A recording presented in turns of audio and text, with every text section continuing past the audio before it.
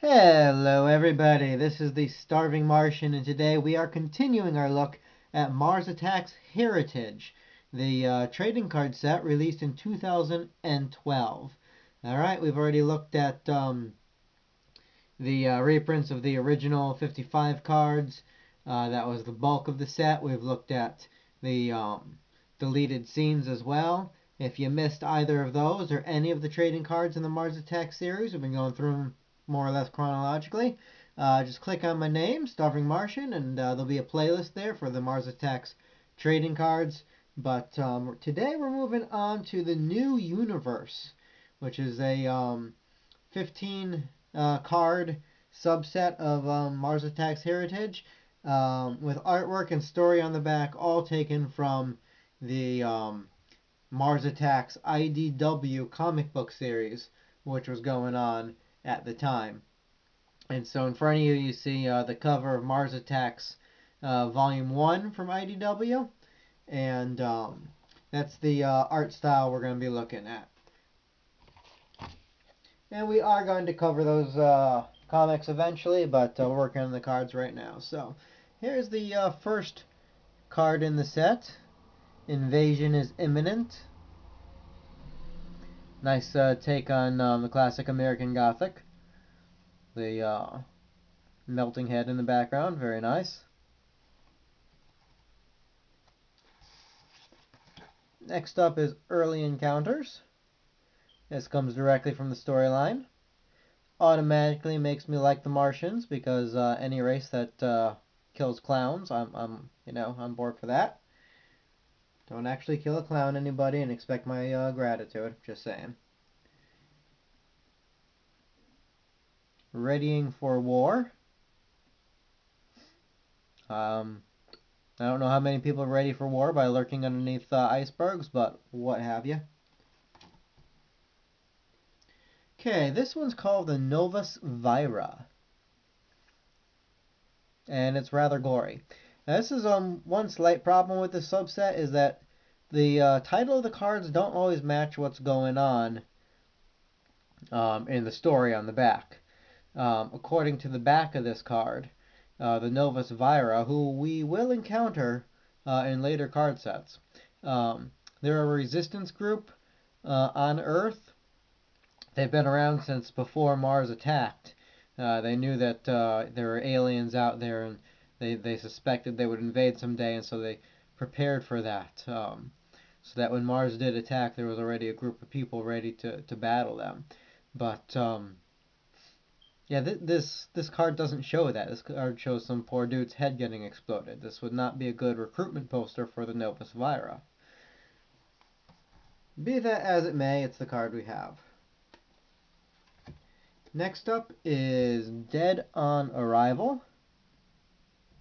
I'm not sure who's supposed to be arriving where in this picture, but there's a Martian robot tearing a building in half. The Martian robots, of course, are the same design that they have in the comics, and they're okay, I guess. They're a little generic. They're not nearly as fun as the classic ones. Here's one called Sinking Ship. And I guess there is a sinking ship in the background, but the focal point here is the Martian and the sharks. And one wonders what Martians, or rather sharks, think of the taste of Martians. Here's London Falling. I'm glad they told me that was London, because I never would have guessed. Oh, there's people running. It must be London.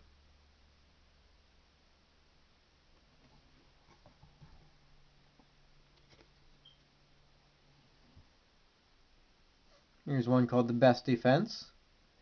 Apparently the best defense against Martians is throwing your upper jaw at them. Give it a shot. See what happens. What's the worst that could happen there? Alright. Next up is Sick'em. Now, Martians traditionally don't always have the best of luck with their army of insects as far as controlling them goes, but this time around they got off a little luckier.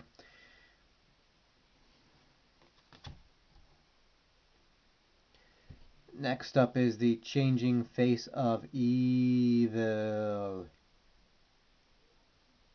His face is the same, by the way. His flight backpack is new. But I guess the modified battle armor of evil just didn't have the same ring to it.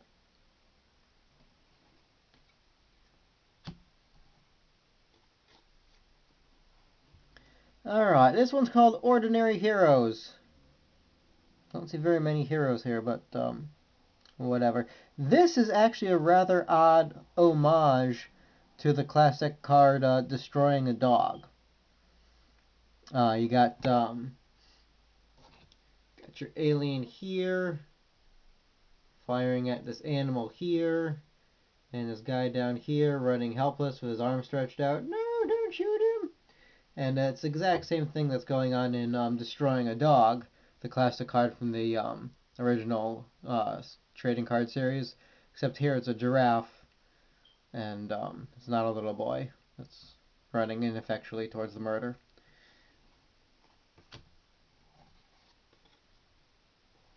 And speaking of murder, vigilance equals victory. It's alien Martian guy who went on a little hunting safari.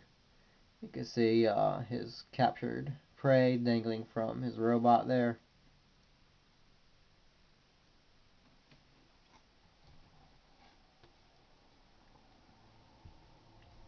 Alright, this one's called Lord of the Fleas. This guy here, whose name slips my memory, even though it's right on the back of this card. Let's find out, shall we? Ah, Sydney Rose. Alright. Oh yes, this is what the back of the cards all look like, by the way.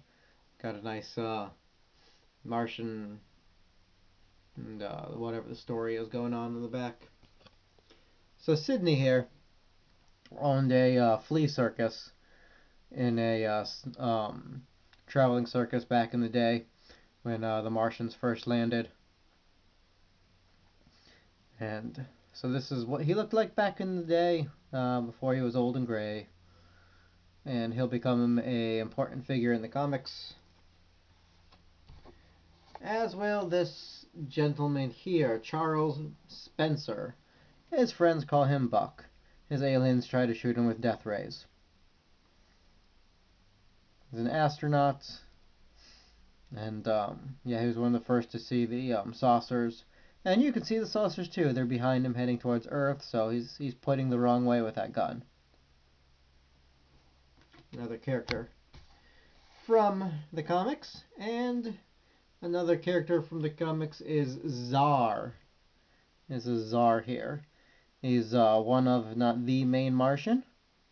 He was part of a infiltration unit, I believe back in the 60s. He got captured and tormented and scarred up pretty good. You can see over his eye there. Nice nasty gash. And so he's got a personal stake in the invasion. And so he's here to settle the score. He's taken no prisoners. And so, yeah, the events of the story cards can all or mostly be found in the Mars Attacks Volume 1, which I was showing before, which contains, I believe, the first 5 issues of the IDW comics. So, that's about all there is for that. And that concludes our look at Mars Attacks Heritage. So, what's my thoughts on Mars Attacks Heritage as a whole? I think it's a really good trading card set. When it came out, it had been nearly 20 years since there had been a reprint of the original card, so it was high time. And I do appreciate the fact that the reprints they gave us were authentic, had the same old style cardboard backing. I prefer them, as I've said before, to the Mars Attacks Archives reprints, which were new and glossy and shiny, and were good because they were the same Mars Attacks pictures and story, but just didn't have the same feel.